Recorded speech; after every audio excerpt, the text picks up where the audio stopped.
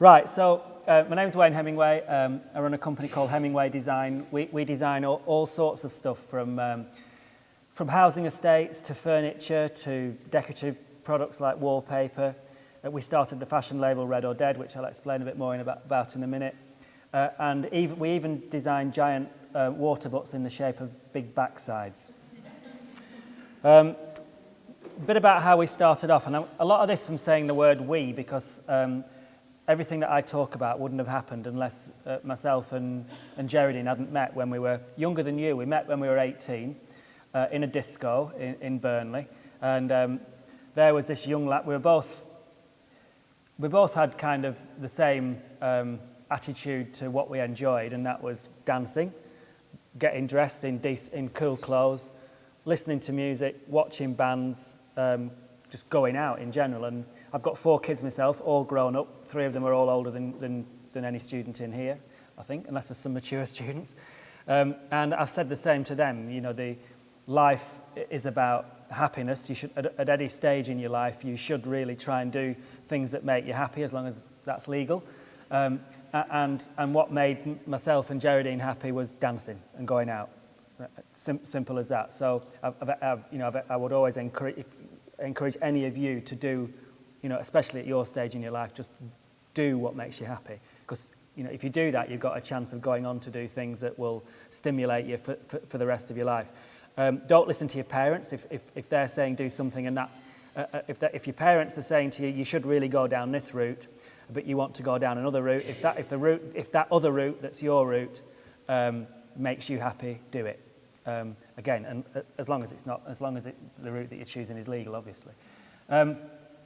So, at the age of 18, we decided to go to London, give it a try in London. So a bit more about this, first of all. Geraldine had left school at 15 with no qualifications at all, apart from 1 CSE grade C in art. Now, CSE was something that in my time when I was young, you took if you weren't clever enough to take what your GCSEs, which we called them O-levels back then. There was another level below your GCSEs, and that was a CSE. So Geraldine wasn't even bright enough, or not supposedly bright enough, to even take the level that you're on. She was reasonably disruptive at school, still is reasonably disruptive now, and like me was often told to leave certain classes at school, which were usually maths, engineering, maths and science subjects, and sent to art, because back then they used to send you, I don't know if they still do it today, but they used to send you to art if you were disruptive, because they used to think that art and music and design classes were less important than the science and the maths and the English classes. I'm glad they did that, because it served me and Geraldine very well.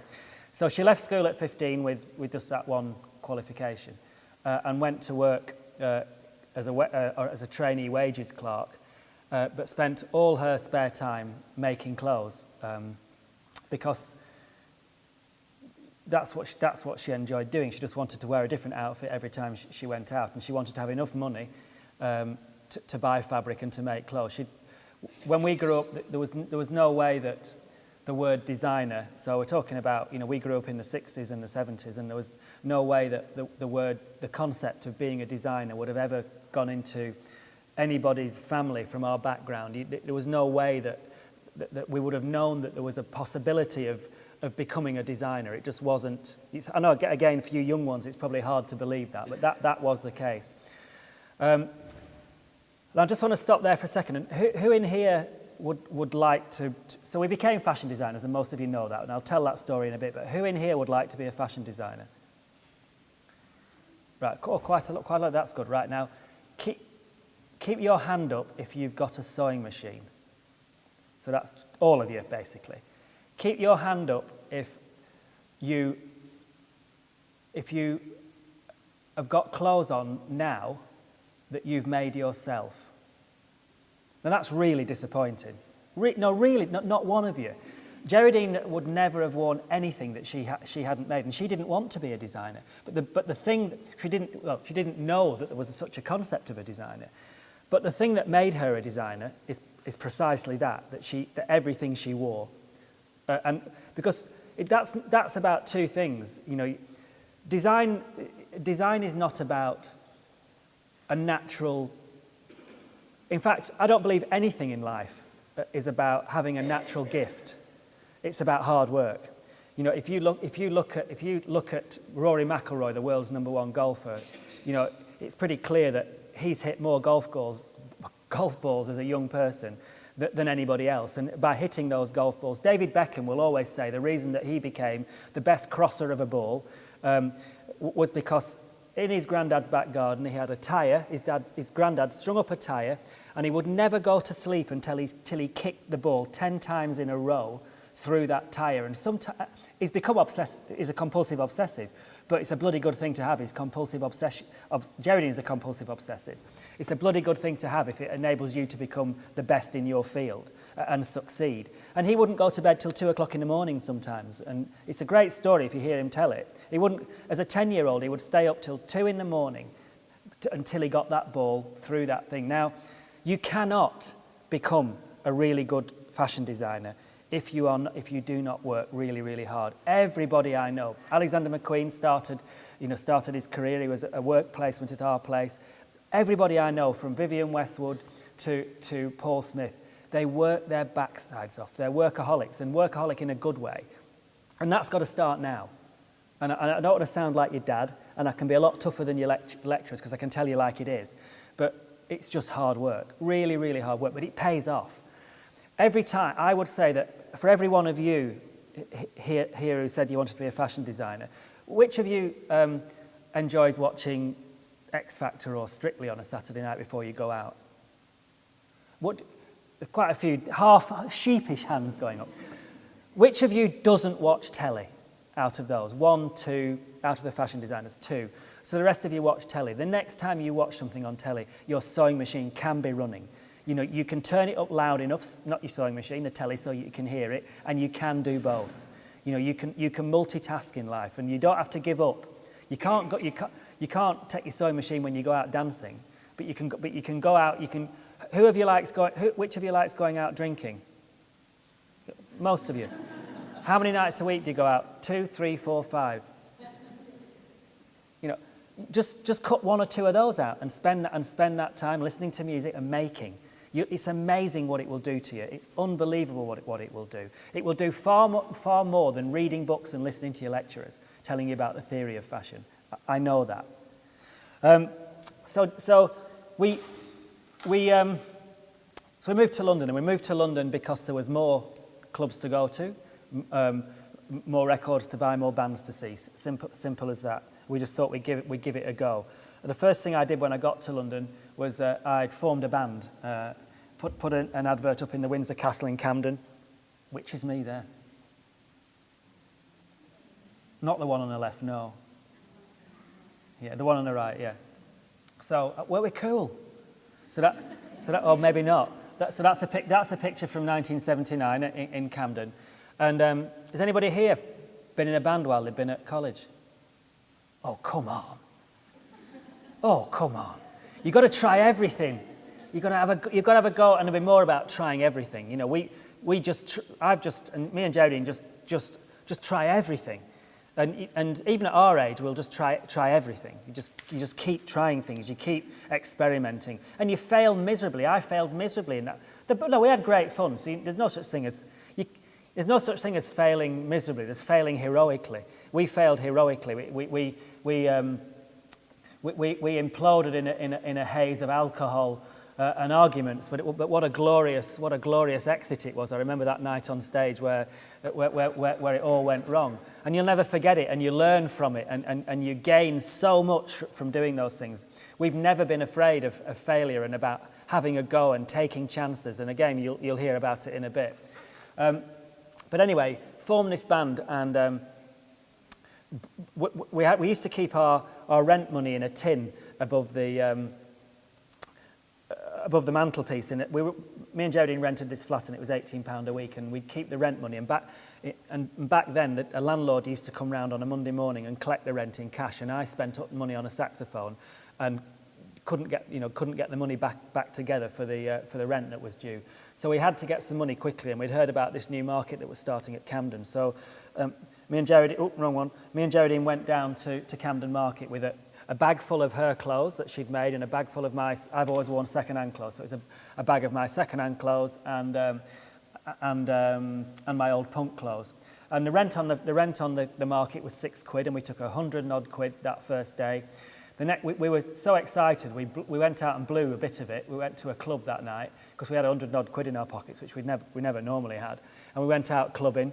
And I remember we got back we decided we were going to come back the next day to Camden, and we got the night bus back along the Harrow Road to our flat at about 3 in the morning, repacked the bags of fresh stuff to take to Camden, got the 4 o'clock night bus back to Camden, got to Camden about 4:45 in the morning, got the front stall set up again, took 200 quid because we were in a better position. We hadn't slept at all, and we'd taken 300 quid that weekend, and the rent, we'd only paid 12 quid rent. It was enough to pay for weeks and weeks of rehearsal for the band and for rent for the flat, and it just felt amazing.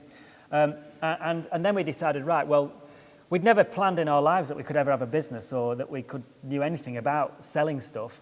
But then I spent every spare minute that I wasn't in the band going to every second-hand shop I could find, going to every jumble sale, every auction. Geraldine just sat behind her sewing machine making stuff till the next weekend. And gradually we got to the point where we were taking £1,000 each in our pouches, and we were 18 years old. And then my nan told me about she found out from the Rag and Bone Man. If you don't know what a Rag and Bone Man is, ask your mum and dad, so look it up on that there internet. She asked this Rag and Bone Man about where does he take the clothes that he collects, and he told her he takes them all to these things called shoddy yards. That's obviously where the word shoddy clothing comes from, and these shoddy yards were all in a town called Dewsbury in West Yorkshire. And it was a place where all old clothing went for sorting, and it was like a prototype recycling yard. And they used to go up on this conveyor belt to the top floor, and there was all these old women sat there, and they'd be putting red cotton down one chute, blue wool down another, and polyester down another, and it would all get sorted. It would all go down into these baskets and then compressed and then get taken to be made into new fabric. And down one chute would go old shoes and jewellery, and that wouldn't get squashed, that would get sorted and sold. And we left examples of all the stuff that we wanted them to collect for us, like those printed dresses, old men's overcoats, Lee Ryder jackets like I've got on there, old Dr. Martens, costume jewellery, all the kind of stuff that we knew we could sell on Camden. And we used to feel we're the only ones who found out about this and had the idea to collect clothes and accessories from it. And we got to the point where we were getting so much stuff that within a short space of time, me and Geraldine were taking £2,500 each in our pouches over the weekend, and suddenly we were still 18 and we had £5,000 at the end of the weekend, and we were still kids. And then my granddad said every time we got a pair of old Dr. Martens, we'd sell them for 30 quid, and round the corner a shop was selling brand new ones for 25 quid, and we used to just the fashion at the time was called the hard times look, and it was all about. It was the first time people started to wear ripped jeans, with a hole in the knee, and battered jackets, and it was that Echo and the Bunnyman post-punk, post-Joy Division type look that was going on. And he said, well, remember you had a pair of Dr. Martens when you used to go to school, and they split, and I took them in my shed and I fixed them. The sole split, and he said I got my soldering iron out and I remelted the rubber. You all know what a Dr. Martens sole looks like. I remelted the rubber and put the line across, and they didn't break again. I said, I do. He said, well, why don't you try and find Dr. Martens where they manufacture them and see if they get any returned shoes, because most people wouldn't have fixed them. They'd have taken them back to the shop. And I said, that's a good idea.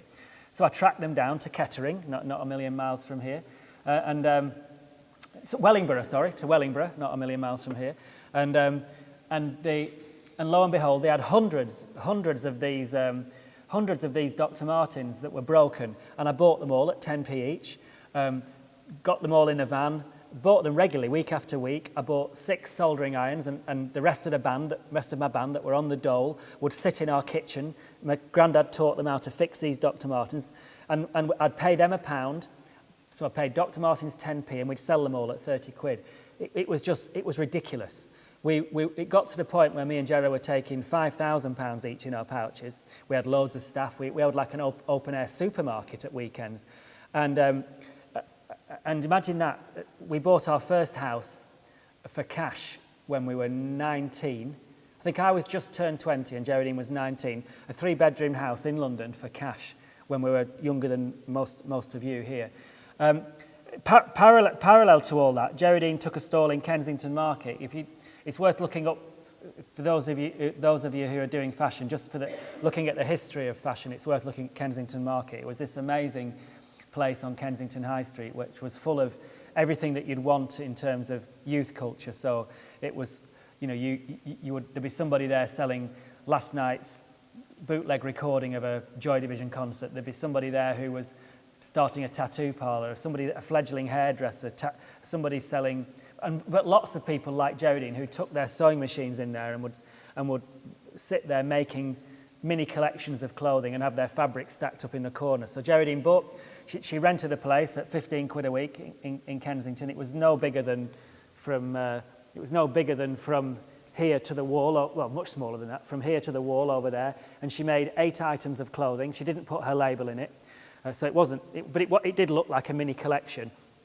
And after about 2 weeks, I got a phone call from her saying, somebody's come in, a shop's come in, and they want to buy my clothes. And I said, that's amazing. I said, already? She said, yeah. And he said, all the other stall holders are telling me that they're a really important customer. And I said, how big is the order? She said, well, they've ordered 200 of each. And I said, well, on a quiet day when you haven't got many customers, you can make 3. So I said, she'd got ordered 1,600 pieces, and she took the order. That's bravery, to take 16. And then I said, well, who is it? She said, well, I haven't heard of him, but it's somebody called Macy's New York. And they'd evidently wandered in. London Fashion Week was taking place down the road at Olympia. London Fashion Week wasn't famous. This will have been 1980 or 81, maybe 81 by the time this happened. So London Fashion Week wasn't. It was kind of a very small event. Maybe it even wasn't called London Fashion Week. I think it might have been called some fashion event. But anyway, it was taking place. And she said, well, I've been given some advice to take the order to the BKCEC, the British Clothing, Knitwear and Export Council on Portland Place. So we went there the next day, and there's this expert asking us, first thing he asks is, wow, that's an amazing order. Who's your manufacturer? And I said, her. I think he must have thought we were like a pair of absolute nutters at this stage. And he was telling us all this stuff that was going above our heads. And so, but what we did is, straight after the meeting, we went outside. There's no mobile phones, remember, back then, quite a long time, probably 8 years before mobile phones. Went to a phone box, phoned my mum. Good person. So it's like on being on Who Wants to Be a Millionaire and phoning a friend, isn't it? Your best friend is often your mum. So I phoned my mum, and she was working not quite as a waitress in a cocktail bar. Some of you will get that one. She was working behind the bar of a pub. She was just a barmaid, and she said, right, well, I've seen how much money, because she used to come down and help us count the money sometimes on a Sunday night from Camden. She said, I've seen how much money you're making on Camden. Give me some of that money. I'll buy a load of second-hand machines. She'd always made her own clothes, as my nan had, and Geraldine's family had. So she said, and I'm going to contact Geraldine's family and see if any of her sisters want to leave their jobs and come and work. One of them did. One of them left. One went part-time. Another one left their jobs working for Riley's snooker tables in Accrington, and I'll get other people, and we'll put an advert in the paper, and we'll open a factory. And she did it. My mum did it. She bought some second-hand machines. She rented a funny little place in Blackburn, and she made the order, and we delivered the order to Macy's New York, and we got a repeat order. We came up with the label Red or Dead. If we have time at the end, we can talk about the name. But very importantly, I think very importantly for you, is the things that we did. Eventually, Red or Dead employed 400 people. Over the next decade and a half, we got to the point where we had 400 people working for us. We were turning over 25 million a year. We had 23 shops around the world, from Tokyo to Copenhagen to all over the place. But there's some very important things that got us to where we are today, to be able to do what we do today. And one of them was that we came up with a USP, a unique selling point. And if any of you can do that, it will really help your careers. Because we'd grown up and we'd not known about designer fashion. We didn't know it existed. Honestly, you would not know if you're from the background that we came from. And we sold to Macy's, and it was on the back of Macy's. We were soon selling to Harrods, but we felt really uncomfortable because we felt that it wasn't where we would buy clothes. And I remember sitting one day and saying, you know, where do we want all this to go? And we came up with that. We'd actually like to be a fashion label that was for people like us who'd grown up not knowing what designer fashion was and without much money. So we came up with this phrase, we want to be the world's first affordable designer label. We achieved it, I think. But what it meant was we had to do certain things, and we stopped selling to both Macy's and Harrods. We pulled out of them and instead sold to Miss Selfridge and Topshop, who at the time were seen as the enemy of designers because they didn't employ designers, they just copied. Now they employ good young designers straight from college, but back then they didn't. And obviously now they're part of London Fashion Week. That's a very recent thing, you know, in terms of being part of London Fashion Week. But back then they genuinely were the enemy of designers. But we felt we had to do it because it was where we would buy our clothes, and maybe we could change the industry by working with the enemy. And, you know, sometimes you can do that. And it worked. It got us loads of publicity. Our sales went massive because, you know, Topshop sell a lot more than Harrods ever will. And it just became a brilliant thing to do. And we were literally the very first to do it. We also did amazing things in terms of, because we're very political and the name's Red Ed was very political, we said that we would always be political, sustainable, and have the attitude, the kind of left-wing attitude that we were brought up with. And that, one of the things that we did was, I'll just tell two of the things, I'll just tell one because otherwise I won't have time. One of the things that we did, this will have been about 1991 or 92, I can't quite remember. We did our first denim collection, and we decided that we'd heard about this scheme where in a prison in Yorkshire called Full Sutton Prison, which was I think it's still one of the most high security prisons in Britain, and it was where a lot of lifers go, that they were starting this thing about manufacturing and teaching them skills rather than just letting them rot in hell, you know.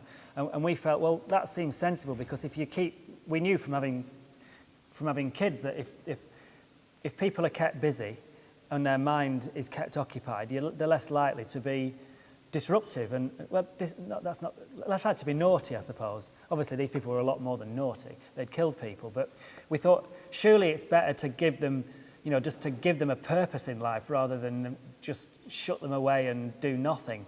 And some people believe that and some don't, but it fitted our views and our family's views. And so we decided, right, well, let's get our denim collection made there. But it was also a clever piece of marketing as well, because we knew that it would polarize opinion, but we also knew that the history of denim was linked to American prisons, and so it would give really good stories. What we didn't realize was how the media would react. And I remember getting called from our nanny, who was collecting a couple of our kids from school, saying that she's been stopped with the kids outside the school gates by I think it was the Daily Mail and the Mirror, saying, what do you think of your mother and father supporting murderers and supporting the Yorkshire Ripper? The Yorkshire Ripper was in that jail. He was kind of still very big news at that time. And our kids were 7 and 8 at that stage, and they were being door-stopped by those horrible tabloid papers. But anyway, it all blew up. We were all over. We were classed as a sick face. The headline in the Mail was a sick face of British fashion.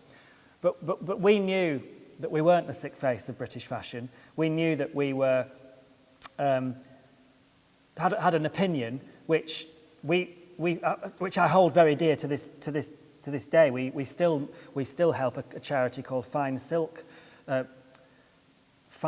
Work, which makes things which prisoners make in their cells, cushions and all sorts of things, and we still do it today. And I know it's the right thing to do after all these. And most people now will accept that it's a better thing to do. But again, we were willing to be brave. We were willing to take that risk, and willing to put our head on the line, and willing to just, you know, not just be shrinking violets. And you look at Vivienne Westwood, she's never been a shrinking violet. Paul Smith, all these people, most of them, you know, don't just shy away from issues. They get on and get on with it and have a view. And so if you can develop your conscience, your view, it doesn't have to be the same as mine, it doesn't have to be the same as anybody's, but if you get known for being a strong person who's got views, and not an idiot who shouts their mouth off all the time, but somebody who's got a balanced and well-researched set of values, then you're likely to do better. And because of those values, we've been able to go on since we sold Red or Dead in the 90s, in the late 90s. So we ended up selling Red or Dead in the late 90s for a number of reasons. One, we'd got all our kids were born, and we just wanted to. The fashion industry is a treadmill, and you're forever. It sounds exciting, and it was at times very exciting. You know, 1 minute we're in Tokyo, next minute we're in New York, Italy, everywhere. But also, the fashion industry is not full of people with 4 kids, and it was quite difficult. They said they loved it because we just took them out of school and dragged them everywhere, but we felt that their education might suffer. It clearly didn't. It was good for them. But still, we just felt we wanted to change. We also wanted to change. We wanted to have a go at designing other things. We'd never trained in fashion. We felt that we could use our views and the skills that we'd learnt across many other sectors. And I'd advise you all to try, you know, who in here, just tell me a few things that you, so I know there's fashion designers. What else is in the room? So, footwear designer? Yeah. So do you want to be footwear designers? Right. You want to be an accessory designer. Right, from now on, just say you want to be a designer. And it'll all become clear in a minute. And all of you that said you want to be fashion designers, from now on you want to be designers. You might want to specialise in fashion in the early part of your career, but leave your options totally and utterly open, because I'm just going to focus on you for a second. So how old are you? I'm 21. So you're 21. If somebody, do you eventually want to own a house? Yes, of course you do. Most people do. Would you like to design that house yourself? She's saying yes. You can't say, well, I'll. And do you reckon that you might be able to have a good go at designing that house? Yeah, she likes to think she could. You probably can. It's the same for anybody who's creative. You probably feel that you could design the carpet better than we're in here, and a lot of you feel that you could do better graphics than that. Am I right? Yeah, I mean, because that's the very nature. So just because you say you want to be a fashion designer, or you're studying fashion, or you're studying footwear design, or somebody said something back there.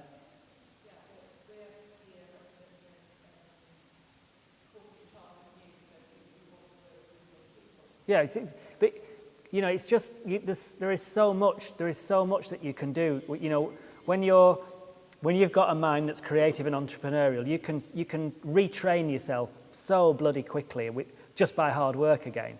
So anyway, so we knew we wanted to do other things. We also knew that we wanted to get wealthy, and by selling Red or Dead, we got wealthy. And that's a nice feeling when you're still young. We were still in our 30s, and to have the kind of money in our 30s from coming from nothing felt great. So now then we set up Hemingway Design, and we had this philosophy from the beginning about design is about improving things that matter in life. And that gave us, again, that raison d'etre. It means that we know what we would never design a house for a rich bugger like Roman Abramovich, unless he was, because we'd say to him, well, we would, but you've got to build 20 affordable houses for people on low incomes next to your house for us to do that, because designing his house doesn't really improve things in life, does it? It does for him, but not for society. And so that that having a philosophy about what you do really helps, but it also helps for clients to understand you. So we've gone on and we designed the top left-hand corner is the former athletes' village at the 2012 Olympics, which is now affordable housing. We did that transformation. We designed all 87,000 McDonald's staff wear that uniform, and the reason we worked with them is because they gave us this brief to design the world's most sustainable uniform, and it possibly is. When we design tiles like the bottom left, we only work on product. Those tiles are dug in clay from Devon, manufactured in Devon, so the sustainability of that and the made in UK and the ethics of that are all correct. We're working on a new uniform for London, so for all 22,000 underground staff, that starts to hit that gets tested on all the platforms in next month. And there's loads of stuff, and housing and all sorts of stuff. Once you're known for being sustainable, once you're known for having a philosophy, it's amazing how work comes to you. And it's pretty obvious why we get work. Like Cafe Direct came to us and they said, they're a sustainable and ethical coffee and tea retailer. You'll see them in all the big supermarkets. And they said, we want a sampling unit, a mini cafe that we can take to 35 festivals in the summer that's portable and that straight away people can understand our principles. And it was really easy for us because when you know what you do and what you stand for, and when they know, it becomes a very, very easy thing. And that's why that USP, that's why understanding why you are a designer and what interests you as a designer. What I wouldn't want to hear as a fashion designer is, I like fashion. That's too broad. But you've got to start thinking, what is it about fashion that you like? And when you get that, once you understand that, it will really help you and help others. Same with shoes. What is it? You just like shoes, do you? But what is it about? You've got to look deeper within yourself for that, and then that will really help you. So it was very easy for us. We said, right, well, give us one of your old containers that's coming towards the end of its life, because that's easily transportable, and it's already got Cafe Direct on the outside, and it's in your colours, and that will, people will recognise that in a festival site. We want all of the pallets that you deliver, the pallets that the coffee sacks and the tea sacks get delivered on, because we want to make the kitchen in there out of that. And we want all of the bags so we can get old chairs from the tip and do that. Then it becomes, and it just becomes really easy. The design is done in 5 minutes because you know how you think. And they accept it because they think, oh my God, because it's often the quickest ideas, but you only have those ideas if you know exactly where you're coming from. And it's just so obvious for us. There wasn't a second way of doing this. This was our way. And when it is your way, you just get on with it, and they accept it because they know it's your way. So it's the same with, we work with, it's worth having a look at what we do with, with people like Coca-Cola. It seems weird because I would never have thought that we would ever work with McDonald's or Coca-Cola, because I taught my kids when they were young that if you ate McDonald's, you grew horns. But I realised that what they'd come to us, not just to design a uniform, but to design a uniform that only the Hemingways could design. And they came to us because of our philosophy. And because they came to us like that, we were able to go fully with our philosophy with the client. And it just makes things so much easier. And the same with Coca-Cola. Because I'm running out of time, so I won't explain the detail behind that. I've talked about the Olympic Village, and I've talked about that. And if we design loads of sofas for John Lewis, but again, they're made in the UK, the fabric's made in the UK, and that helps in so many ways. We nearly did an event in Northampton called at Boughton House called Vintage, but if we've got time at the end, I can tell you why it didn't happen, but I won't get time now. But with our skills, with our skills as well, we give things back. So we put on a series of festivals that recreate Camden Market to an extent, or Camden Market as it was in '79. It gives lots of young people a chance to have a go.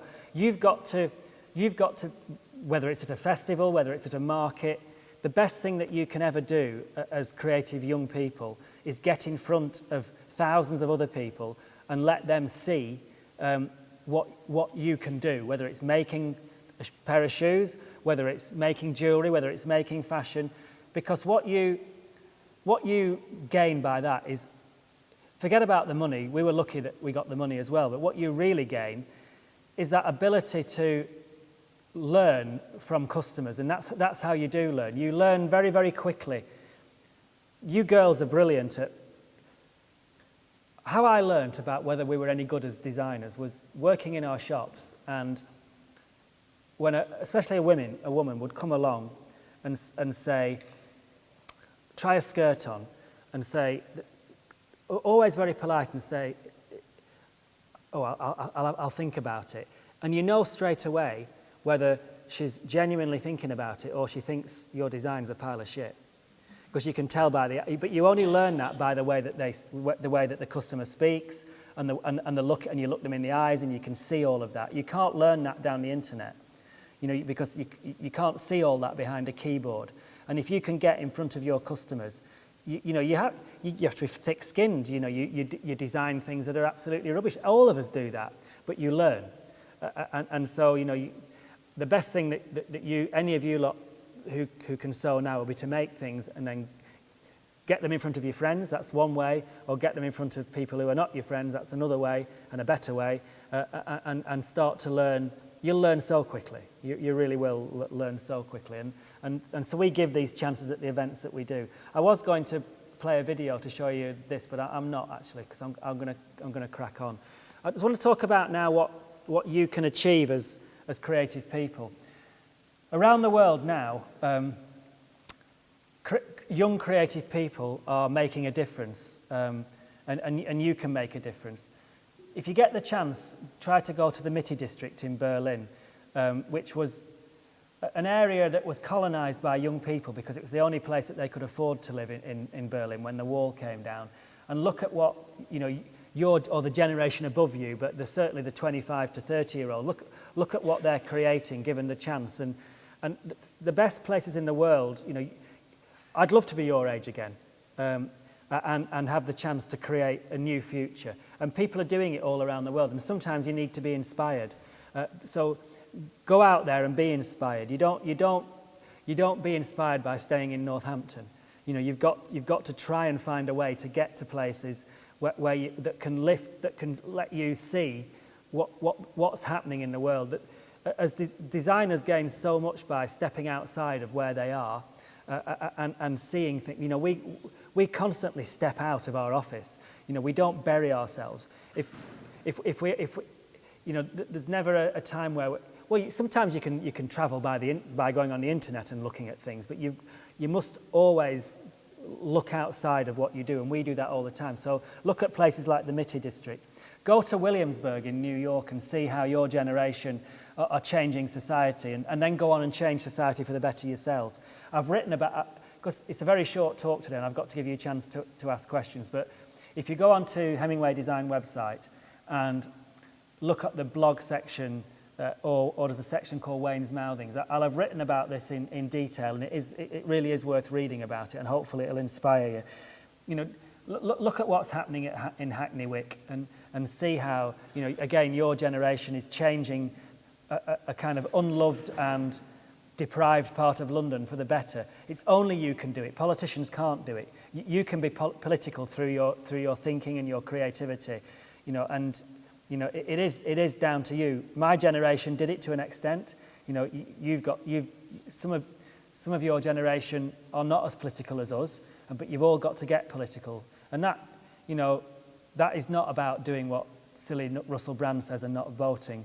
That's getting out there and voting for what you believe in. And also, remember, from the age of 18, you can be an elected member of your council as well, which happens in a lot of countries and doesn't happen here enough. If I was talking now to equivalent group in Copenhagen or Stockholm, some of you would have been voted to represent and be voting on regeneration and be actually voting on some of the things that I'm talking about. So you've got to start to play a role, because we need you, basically. What you don't want is the reason why these areas that I'm talking about now are succeeding is because the decisions are being made by people your age and not by well-meaning people who are 60. Because even I'm 53, but I can't hope, to know exactly what you need and what you want out of your lives. You're living a different way, all the social media and everything, and you're going to make that new future. But too often in this country at the moment, we're leaving it. We're not making that future ourselves. And this is a room full of creative people, and you've got to make a difference. You've got to get out there and make a difference. Oops, going the wrong way. Have a look at what we're doing in Margate at the moment. There's quite a lot about this project called Dreamland. Just some research and some and some reading for you. So again, you can look on our website, there's plenty about it. You're going into, you lot are going into a very buoyant industry at the moment. It's very exciting. Like I said, when I grew up, the concept of being in the creative industries just, you know, nobody in here from the backgrounds that you're from would have known the word creative industries or design. But now it's the second biggest driver of the economy. It's worth 71 billion. We're really important. All of us in this room are really, really important. The people who are the creative educational sector, so the college itself, the lecturers, and you are all the second biggest driver of the UK economy. Imagine that. You're not, you know, I grew up thinking, oh God, you've got to be a doctor to achieve things in life, or you've got to be a pilot and all of that kind of stuff. We are now the second biggest driver of the British economy. Last year, we employed an extra 144,000 jobs. It was the biggest growth in Britain is in the sector you're in. But more than that, the social return on this and what it does for society, what you're going into makes people happy and makes life better. And remember that, you know. So it's just make use of the degree that you're doing and the education that you're doing, and go on and do good things because it's the door's open for you. I'm not going to talk about that. And also, you know, what you're doing is a very generous, you know, what you're entering into is a very generous career, and it's the brains that you've got and that we've got in this room that achieve things like this. In India, if any of you are lucky enough to, I travel to India fairly regularly throughout my life. I love the place. But one of the things that's kind of funny over there is that you see giant infrastructure projects that, and especially you often see these big pipes, not with the colours on. So you see these big concrete pipes stacked along the side of the road, and they're still there when you go back 5 and 10 years later, because they've never got round to actually combination of governments arguing, land ownership, lack of money, but they buy all the stuff and then they never make the sewers, and so they're still open. And I don't know if anybody here is from India and travels there. Do you travel there? You know what I mean, don't you? It's great. I mean, this is an amazing project where I think this was in Delhi, where somebody said, and do you know, well, you'll know about the things how sometimes they have the old chaps there with those old guns. It look like they haven't been fired. Thank God it looks like they haven't been fired in like 50 years. And they stand there and they're quite old, and sometimes it looks like they're nodding off, but they're just to stop kids and things climbing on these things. And then somebody had this idea, and it was a designer who had this idea, said, well, why can't people just play on them? They've been there 10 years. Why can't people sit in them? Let's colour them, each one a colour of, is it the holly? What's the holy? What's the holy? Let's colour each one a colour from that and let people use it. And let's take the guards away. And that's the job of a designer, because that's about, you know, what we do is we improve things that matter in life, and that is improved. You know, that is better than having a guard stood in front of stopping people. And look at that, and that's created happiness, and that's what our minds can do. That is the job of a creative person. This in Copenhagen again. This is a floating pontoon on the canal, on one of the big ship canals in Copenhagen, and what it's got, it cost about 500,000 euros, which is nothing to build this. And on the side of it, it says, swim at your own risk. Could you imagine this happening in the UK? You know, this is swimming in a slightly polluted canal, but it's one of the most popular things to do in Copenhagen. But that only comes from a creative mind. It doesn't come from a politician. There is no chance. And that is why you have to be both. You have to fight the politicians with your creative mind and deliver things. Because you'd like one of those in Northampton, wouldn't you? In the canal. Is it ever going to happen? Why not? You've got to make it happen. This is what's the library like in? Who lives in a town with a decrepit library, or a library that's kind of closed? What town's that? Market Harbour. So it's got a library, has it? Yeah. Who lives in a town or a place without a library? You've all got libraries. Well, this is a brilliant example of what a modern library can be, and it's again a creative idea, and it's the job of what we've to do in life. And this is Magdeburg Library in Germany, and the books are. Whoopsie daisy! I will try that way around. The books are all in here and round there. It's open 24 hours. There are no doors on it, and there are no staff. And and it's really successful. And what it means is you don't have to worry about funding. The books get donated to an extent. A lot of libraries get their books free now. And people, you get the odd one that's stolen, but so what? They're idiots. And eventually they get found out from the rest of the community who say you're an idiot for doing that. And you know, this is the future, and this is how people think in Williamsburg, and this is how people think in the Mitty district, and this is how your generation can change society for the better. I'm not going to talk about Blackburn is Open, but it is worth you looking at Blackburn is Open. If you type in Blackburn is Open, it's a project that we've got running in the town that I was brought up in, Blackburn, and I think it might be relevant to towns like Northampton as well, but I haven't got time today to talk about it.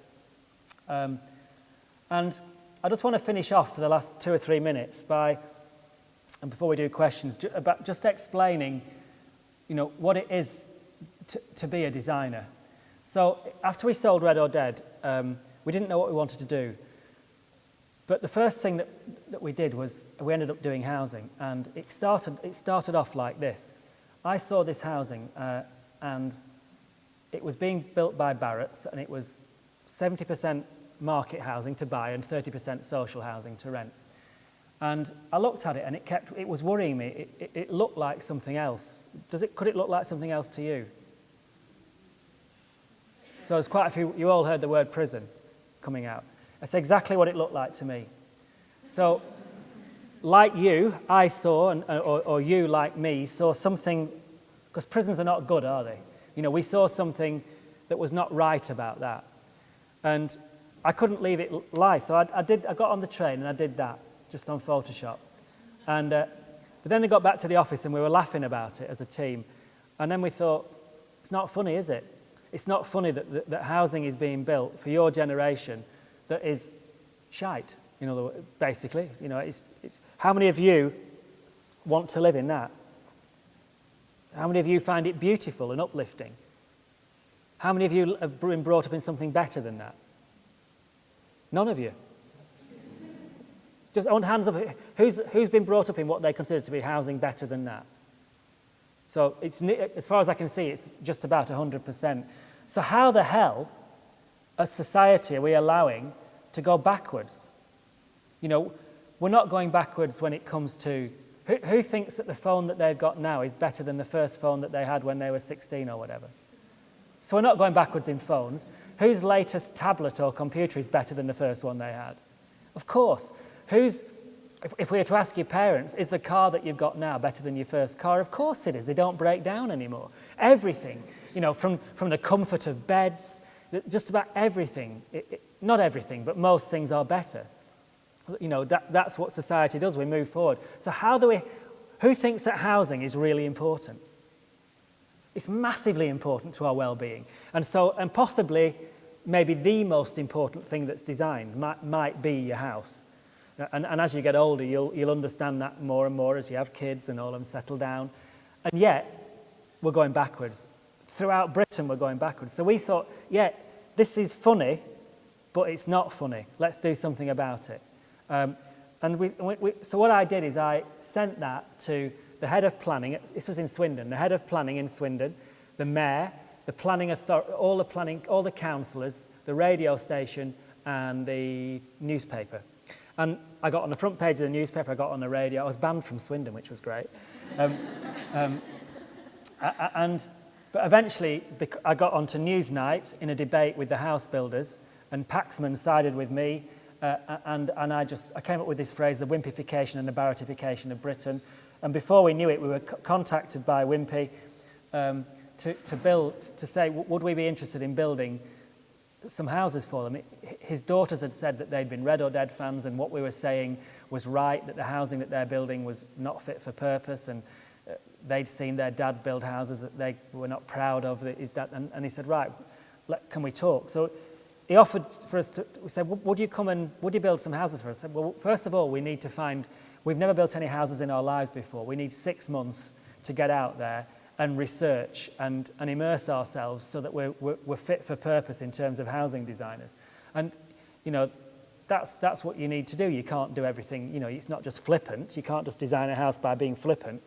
So we went out, and the way that you learn is you go to housing estates and you look, and you see what you hate. And we saw that, and what's wrong with that? Somebody tell me.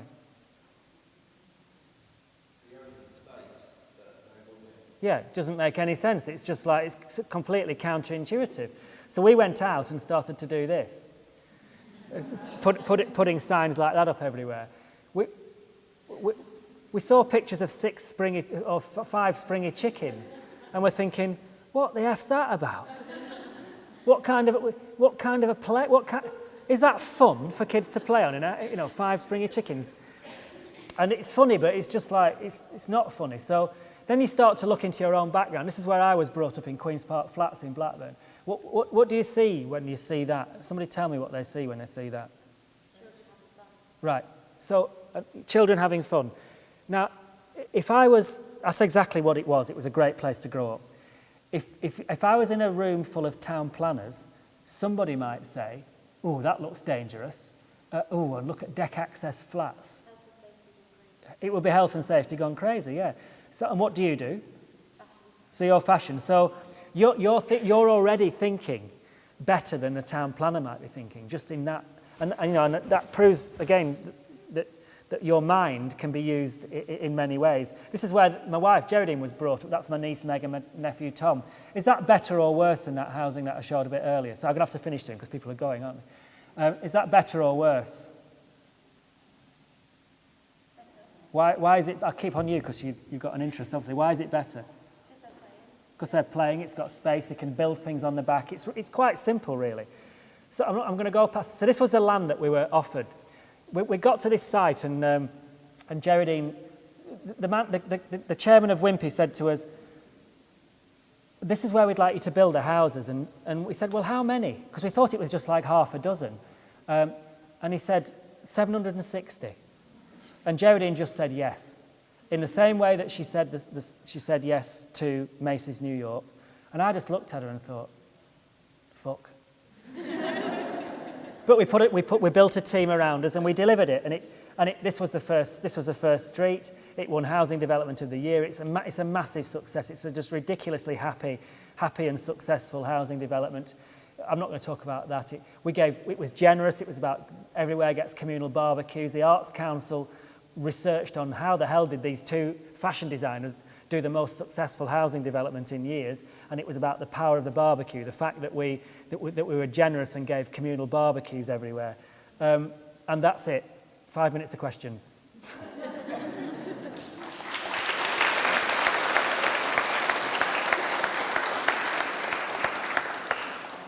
So there's a roving mic, but I don't think you need one. You can just shout out. Anybody got any questions? Yes, gentleman here. I'm nothing to do with design. I'm a psychologist. There's a huge amount of psychology in what you are dealing with there. You mentioned the Margate project. I think many people would not have wished to go anywhere near that. You obviously like challenges. Can I ask you, what, from your experience, are you taking to what could, in many people's minds, be considered mission impossible? Well, I like the fact that Mary Porter said that Margate was a basket case. So that's like a challenge, number one, because there's no such thing as somewhere that can be just written off. But number two, we went to Margate as a team, and there's just this amazing section of it called the Old Town, which is just, you only need a modicum of creativity in your mind to see that the seeds are already being sown for it to be just, it's starting to walk with a swagger already. And sometimes it's about riding a wave, and we're very good at that. You know, if we'd gone to Margate and just thought, there's no way we can deliver in this town because it really is not at the right level, and we can put our energies somewhere else, we would have done.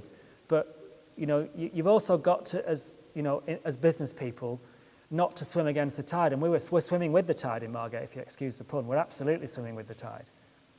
Thanks very much.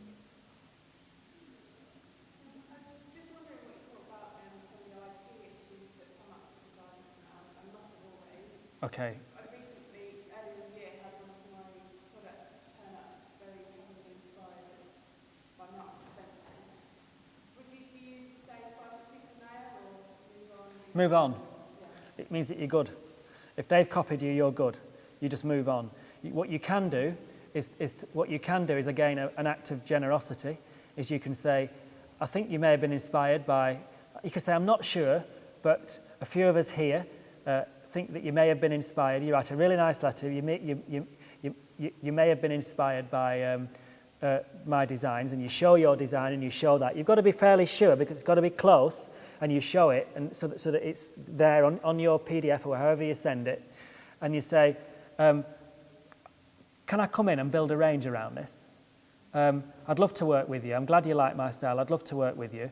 I've always wanted to work for M&S, and maybe this is my in. Yeah? Positive all the time. No, the second that you introduce negativity into your career as designers, and I've seen too many people who just think, oh, I've got to sue the arse off those people, getting all angry about it. It's really good. If Marks and Spencer's copy you, come on. Maybe not, Mark, they're doing rubbish, so maybe they've copied the wrong thing, but generally, that's a joke. Generally, it's a really good thing if somebody copies you, a really good thing. When you get to our size, if somebody copies something, let's say, for example, we designed that wallpaper there, and somebody took that pattern and put it on a crockery range, BHS or something. We'd sue the arse off them. Well, in fact, we'd threaten them because and then we'd say we want every single penny of those, and we'll get it. But you can't do that. You haven't got the weight to do it, so you've got to, and you're not in a position to. You've not got the business behind you to do that, so you just go and use it to get further. Where's the line then? Because I've just set an order for Selfridges this week, which is really exciting. Yeah. At what point do I think, okay, I've got to really keep an eye on this? Right.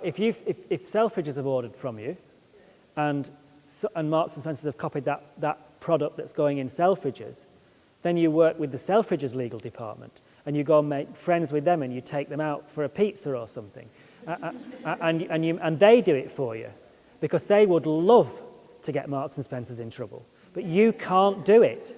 You can't fight Marks and Spencer's. You've got to, but you don't want to do that. You want to work at your age. You want to go and work with Marks and Spencer's. I wouldn't even get Selfridges to fight for you. No, go and use it to get us have an in to Marks and Spencer's. If they don't reply to you, you might think, bastards. I'll go to Selfridges and we'll have a go at them. But first of all, use it as a calling card, because calling cards are difficult to have. Is that it? Oh, lady there, yeah. Thank you for your inspiration, Paul. Thank you. And I can see how it sort of directly relates to the world of design. Unfortunately, for the maths students, I've had to go to another lecture, but they will be youth workers, social workers, family workers, ending workers, all these sorts of careers for the future. Are there any words that you could inspire them with in terms of how they can use creativity in their work? Because public services have very Well, creative thinking should go through everything. It should go through if you think about it, the Designer of the Year award a few years ago was won by Hilary Cotton, who came up with a way of reducing waiting lists at the NHS. Now, is that design? Yeah. It's creativity. It was a really creative way of reducing waiting lists. It wasn't a physical design. So, yeah, it's just creative thinking should go through everything. Yeah, lady there.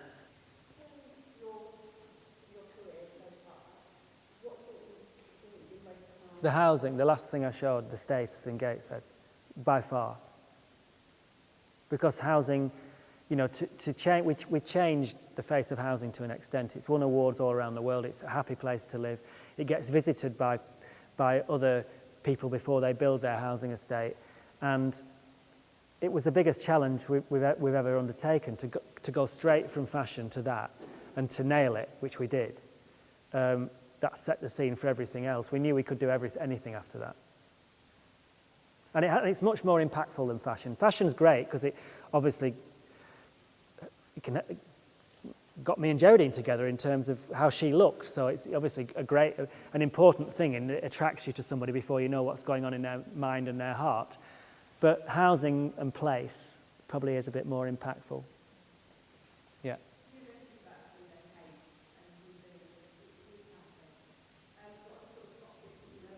Well, we're working with Warwick University on a big extension to their campus at the moment, so you could come and talk to us about it if you want.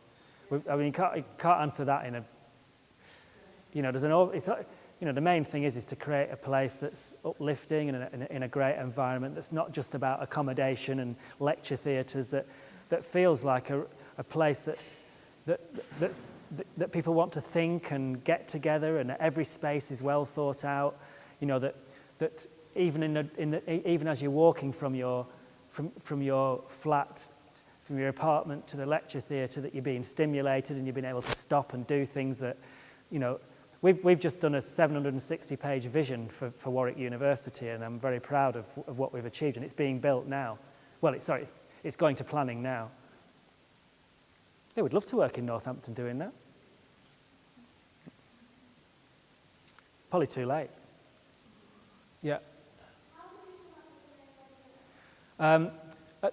When we were starting out, there was a Cold War going on. It was called the Cold War between Russia and America, and they were at each other's throats in terms of the Americans were very frightened of communism, and it got to the point where there was talk that there could be a Third World War, but this would have been a calamitous war because nuclear bombs were involved.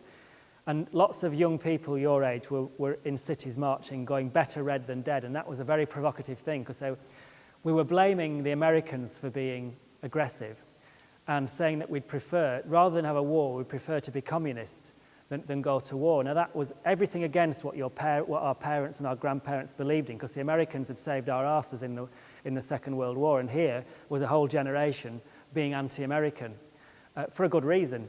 And so there was that, but also my father is, I'm not allowed to say Red Indian anymore. I have to say First Nation, but that doesn't mean anything to. Red Indian is a word that they won't allow to be used because they say it's racist. It's daft, really.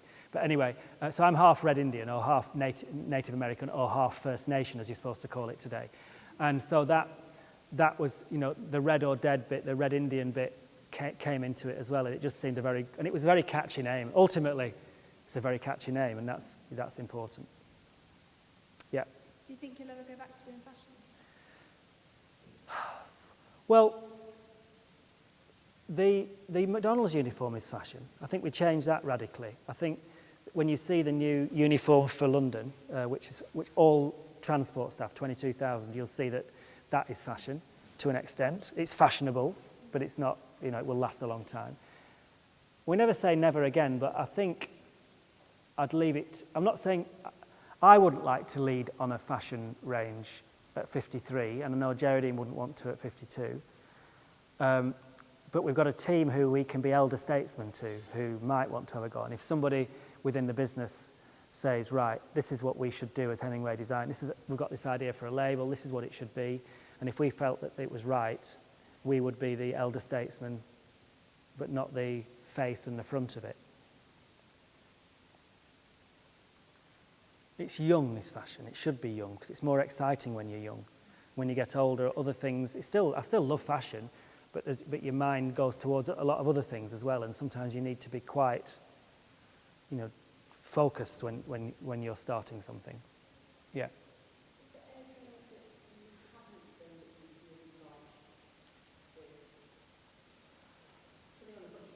Yeah, well, there's nothing. We tend to don't make plans, and if something comes along that's interesting, I'd like to do the new Concorde or something like that. But I'm not going to. There's nothing that's real pressing. No, there isn't really. There's a lot of unfinished business. We've got unfinished business in housing yet. We've got. I know. There's more we can do with that. We've got unfinished business in town planning, social housing, unfinished business. Dreamland's unfinished business at the moment. There's a lot we've got to nail yet.